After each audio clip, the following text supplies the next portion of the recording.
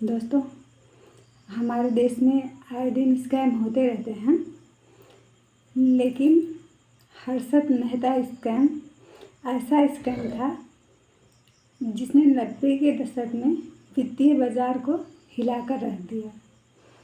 इसी स्कैम के बाद सेबी को शेयर मार्केट में गड़बड़ी रोकने का अधिकार दिया गया। यह घोटाला आरबीआई के अनुसार तकरीबन 4024 करोड़ का था।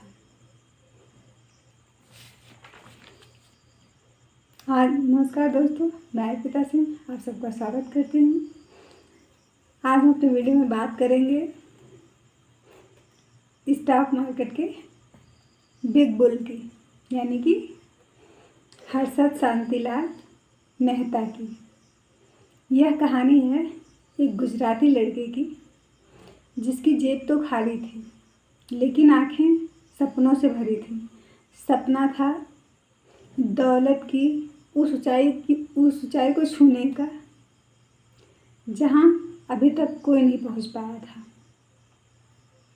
तो चलिए शुरू करते हैं उस शख्सियत की कहानी जिसे शेयर मार्केट में कई नामों से जाना जाता है। कोई उसे शेयर मार्केट का अमिताभ बच्चन कहता है, तो कोई बिग बुल। जब यह स्कैम हुआ था तो हमारे देश के प्रधानमंत्री थे माननीय पीवी नरसिम्हा राव जी, और वित्त मंत्री थे देश के जाने माने यूँ कह लीजिए पूरे विश्व के जाने माने अर्थशास्त्रियों में से एक डॉक्टर मनमोहन सिंह जी। हर्षद मेहता का जन्म 29 जुलाई 1954 को पनेल मोटी राजकोट ज़िले में हुआ था। ये गुजरात में है। वो एक मिडिल क्लास फैमिली से बिलोंग करता था। उसके पिता एक छोटे मोटे बिजनेसमैन थे। कुछ वक्त उसका छत्तीसगढ़ के रायपुर ज़िले में भी बीता। उसके बाद उसकी फैमिली माया नगरी यानी मुंबई शिफ्ट हो गई। उसका बचपन मुंबई के कांदिवली में ही बीता और वहीं से उसने अपनी स्कूलिंग की। फिर उसने लाला लाजपत राय कॉलेज से बीकॉम की पढ़ाई पूरी की। वो पढ़ाई में एक एवरेज स्टूडेंट था। उसका पढ़ने लिखने में उतना मन भी नहीं लगता था। उसका दिमाग सिर्फ पैसे में था। बीकॉम के बाद उसने 8 वर्षों तक छोटी मोटी नौकरियां भी की बीमा कंपनीज में। उसके बाद फिर वह आ गया स्टॉक मार्केट में। पहले वह जाबर बना। एज ए जाबर उसने हरजीवन दास नेमीदास सिक्योरिटीज नाम के ब्रोकेज फर्म को ज्वाइन किया, जिसके सर्वे सर्वा थे हरजीवन दास जी, और उसने स्टॉक मार्केटिंग के सारे गुण उन्हीं से सीखे भी थे। फिर कुछ दिन बाद बी अम्बालाल जी के साथ भी काम किया उसने, और उसके बाद 1984 में अपने भाई के साथ मिलकर more research and ascent management के नाम की कंपनी शुरू की और बीएसई में बतौर ब्रोकर मेंबरशिप ले ली। हर्षद मेहता ने मार्केट के सारे पैतरे हरजीवन दास जी से ही सीखा था। 80 का दशक खत्म हो रहा था, लेकिन हर्षद का जलवा बढ़ता जा रहा था। उसके दिमाग और मेहनत ने कुछ ही समय में उसकी कंपनी को बुलंदियों पे पहुंचा दिया। 90 का दशक आते आते अखबार में हर्षद छाया हुआ था। हर मैगजीन में उसकी तस्वीरें छपा करती थी और बड़े बड़े लोग उससे मिलने के लिए उससे मीटिंग के लिए तरसते थे। 90 का दशक बड़े बदलाव के साथ शुरू हुआ था। 1991 में हमारे देश के तत्कालीन प्रधानमंत्री पीवी नरसिम्हा राव जी और वित्त मंत्री डॉक्टर मनमोहन सिंह ने एक बहुत बड़ा फैसला लिया था। ये फैसला था नई आर्थिक नीति लागू करने का। देश के दरवाजे दुनिया के लिए खोल दिए गए थे। कुल मिलाकर निजीकरण और विदेशी निवेशकों को बढ़ावा देना था, उनका मकसद यही था। और उस समय लोग पैसों को लेकर कंफ्यूज थे। ऐसे में सामने आया वो स्कैम जिसने देश भर को हिला दिया। 1992 का ये घोटाला कितना बड़ा था, इसका अंदाज़ा इसी से लगाया जा सकता है कि इसका आंकड़ा निकालने में आरबीआई के भी पसीने छूट गए, फिर भी एग्जैक्ट आंकड़ा नहीं निकला। उनके हिसाब से करीब 4024 करोड़ का ये घोटाला था, लेकिन ये एग्जैक्ट नहीं है। विजया बैंक के 2 वरिष्ठ कर्मचारियों ने आत्महत्या कर ली थी इसी स्कैम के चलते। हर्षद 90 के दशक में स्टॉक मार्केट का वो पारस पत्थर था कि जिस शेयर को वह छूता था वो सोने का हो जाता था। इसीलिए उसे स्टॉक मार्केट का अमिताभ बच्चन भी कहा जाता था। हर्षद का वैल्यू मार्केट में कोहनूर से भी ज़्यादा था, जिसकी वजह थी उसके काम करने का तरीका। तो पहले चलिए समझते हैं उसके काम करने के तरीके को। आप इससे जान लीजिए कि उसका तरीका कैसा था कि एसीसी के शेयर में जब उसने अपनी दिलचस्पी ली तो वो उस शेयर उसने 200 रुपये का था उस टाइम, लेकिन थोड़े ही वक्त में इसी शेयर की कीमत 9000 तक पहुंच गई। और शायद इसीलिए जब हर्षद मेहता स्कैम का खुलासा हुआ तो पूरे देश का बैंकिंग सिस्टम जो था वो हिल गया। शेयर बाजार से जुड़े लोगों के होश उड़ गए। चलिए बात करते हैं सिस्टम की भी इसमें है और इसके तरीके की, और उसने किस चीज़ का फ़ायदा उठाया और इतना बड़ा स्कैम बना डाला, तो इतना बड़ा घोटाला किया। 90 के दशक में ऑनलाइन सिस्टम नहीं था, ये हम सभी जानते हैं। उस टाइम नया नया कंप्यूटर भारत में आया था, इसलिए सरकारी हो या निजी क्षेत्र सबका लेखा जोखा कागजों में ही रहता था। वो अपने करियर के शुरुआत से ही, क्योंकि वो उसका जो फर्स्ट जॉब था वो उसने बीमा कंपनी से ही शुरू करी थी, तो उसका बैंकिंग से शुरू से ही वो बैंकिंग सिस्टम से जुड़ा था, इसलिए उसकी बैंकिंग सिस्टम में अच्छी जान पहचान भी थी। और फिर वो एज ए ब्रोकर भी उसने काम किया था, ब्रोकिंग कंपनी में जॉबर का काम भी किया था, इसलिए वह बैंकिंग सिस्टम की जो कार्यशैली होती है उससे भी वो भली भांति परिचित था। Reserve bank of India RBI की नियमों के अनुसार जब किसी बैंक को कर्जे की आवश्यकता होती है तब वो दूसरे बैंक के पास सरकारी बॉन्ड गिरवी रख देता है और वहाँ से वो पैसे ले लेता है। ये 15 दिनों के लिए होता है, लेकिन असलियत में बॉन्ड का लेन देन नहीं होता है, बल्कि यह रसीद से काम चल जाता है। हर्षद ने सिस्टम की इसी कमज़ोर नस को पकड़ा। यह काम बिचौलिए के जरिए होता था और हर्षद ने कुछ बैंकों को अपना शिकार बनाया। वो बैंकों के लिए बिचौलिए का काम करता है। स्कैम कोई भी हो,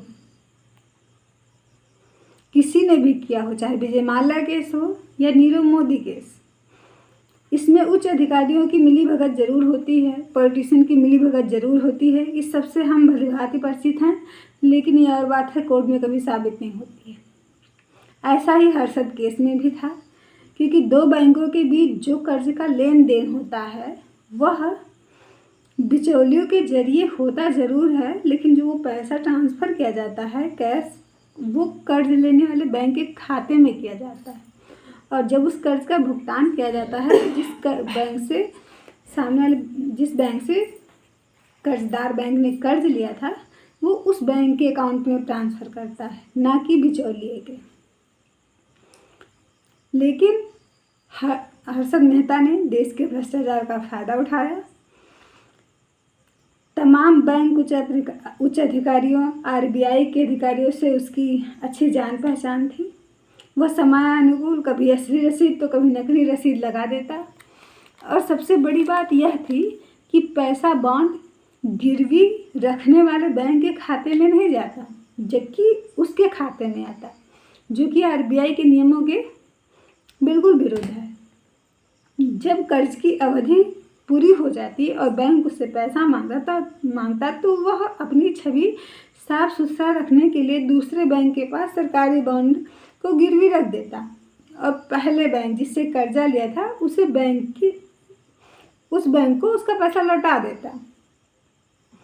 वह नकली बॉन्ड भी गिरवी रख देता और इसीलिए कई बैंकों को ये पता भी नहीं होता था, क्योंकि वो बैंक के नाम से ही बॉन्ड रखता था।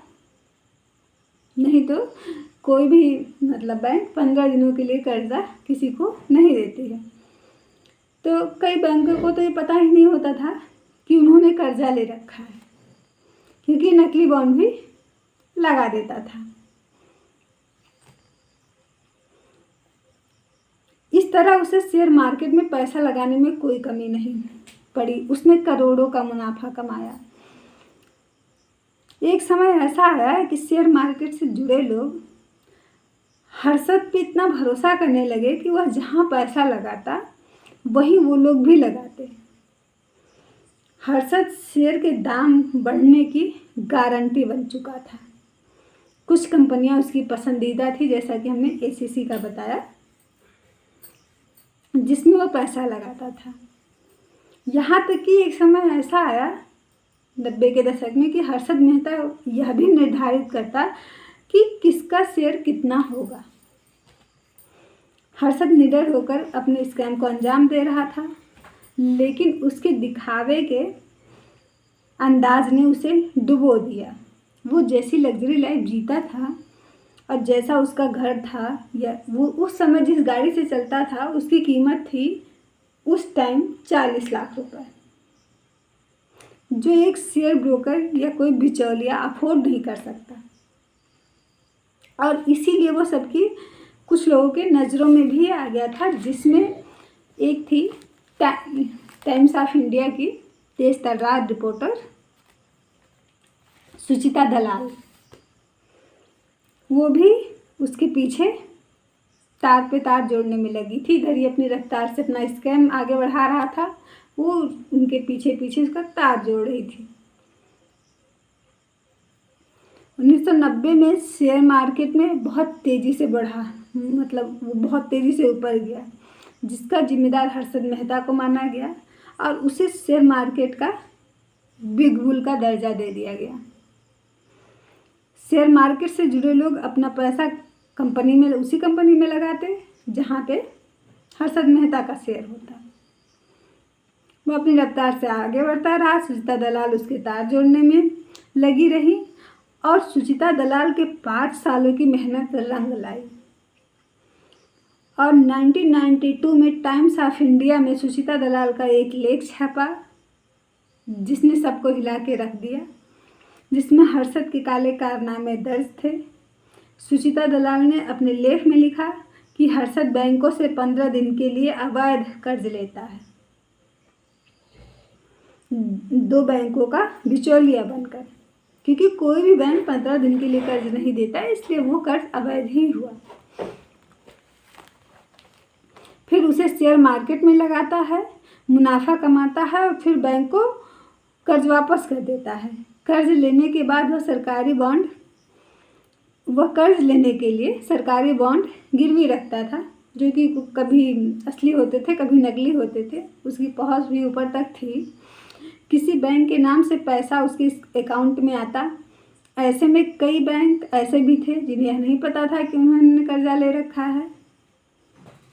मेहता एक बैंक से फेक बैंक समाधान विवरण यानी BR बनवाता है, जिसके बाद उसे दूसरे बैंक से भी आराम से पैसा मिल जाता है। कैश बुक और पासबुक के शेष में होने वाले अंतर को मिलाने के लिए जो लेखा तैयार होता है, उसे बैंक समाधान विवरण यानी कि BR कहते हैं। यह बात सामने आते ही शेयर मार्केट में काफ़ी गिरावट आई। RBI की भी जड़ें हिल गई क्योंकि धीरे धीरे 1992 में शेयर मार्केट धड़ाम हुआ। उसी दौरान देश के वित्त मंत्री, जो कि जाने माने अर्थशास्त्री हैं, उनका बयान आया कि बैंकों का पैसा अवैध रूप से शेयर मार्केट में लगाया गया है। क्योंकि हर्षद मेहता को यह पहला झटका लगा, क्योंकि जब शेयर मार्केट जैसे 90 में इतनी तेज़ी से बढ़ा, 92 में उसी तरीके से धड़ाम हुआ और यह कर्जा बैंकों को वापस नहीं कर पाया, जिससे पूरे कांड का खुलासा हो गया। क्योंकि बहुत सारे बैंक ऐसे थे जिन्हें ये पता ही नहीं था कि उनके नाम से इसने कर्ज दूसरे बैंक से ले रखा है।